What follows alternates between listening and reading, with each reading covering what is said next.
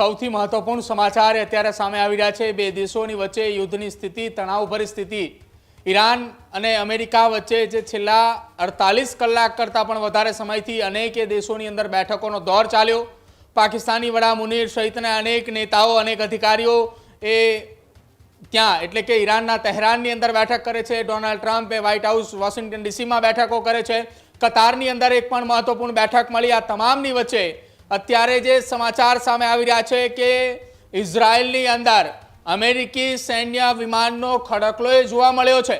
ઇઝરાયલના બે એરપોર્ટ, જેમાંનું પહેલું છે બેન ગુરિયન અને બીજું એરપોર્ટ રેમન એરપોર્ટ, આ બંને ઉપર ડઝન બંધ કરતાં પણ વધારે અમેરિકી સૈન્ય વિમાનો એ અત્યારે તૈનાત કરી દીધેલા છે। અમેરિકી એરફોર્સના તમામ વિમાનોની સાથે સાથે જે વિમાનો કે જેની અંદરથી રિફિલિંગ જે ઓઇલ સાથે જ જે વિમાનો એ અમેરિકન એરફોર્સની અંદર લડાકુ વિમાન છે તેની સાથે સાથે રિફ્યુલિંગ માટેના જે વિમાનોનો ઉપયોગ થાય છે એ તમામ વિમાનોનો ત્યાં સૈન્યબદ્ધ એક ખડકલો અત્યારે જોવા મળી રહ્યો છે। આ એ સમયે ખડકલો જોવા મળી રહ્યો છે કે જ્યારે એક તરફ વિમાનની સાથે સાથે ઈંધણ ભરવા માટેના વિમાનો છે કે જ્યારે એક તરફ બેઠકોનો દોર છે અને બીજી તરફ આ વિમાનોનો ખડકલો જોવા મળી રહ્યો છે।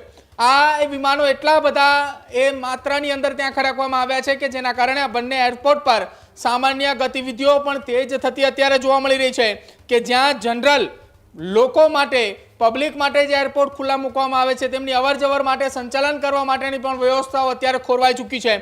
બીજી તરફ આ એરપોર્ટ પરથી ગતિવિધિ જે વધી છે તેના કારણે આંતરરાષ્ટ્રીય ગતિવિધિઓ પણ તેજ થઈ છે। બંને દેશો વચ્ચે ફરી એકવાર યુદ્ધની તણાવ પરિસ્થિતિ ઊભી થાય તેવી સ્થિતિ પણ વ્યક્ત કરવામાં આવી રહી છે।